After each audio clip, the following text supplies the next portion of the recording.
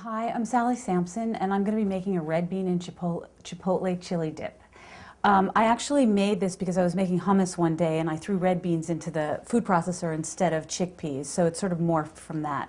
So for this recipe, you take the red beans, you put them in the food processor along with garlic, and then you blend that as much as you can.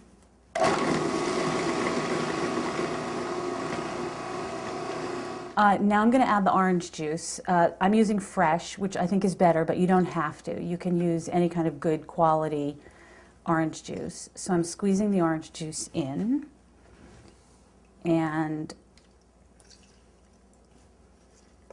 also a little less lime juice.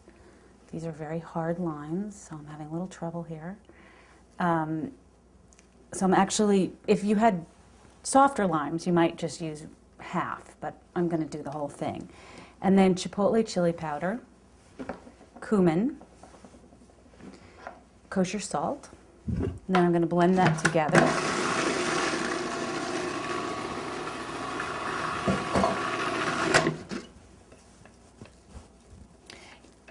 It sort of looks like refried beans.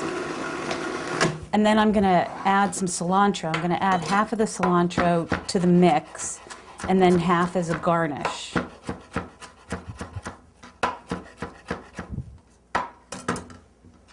So now it'll be green flecked.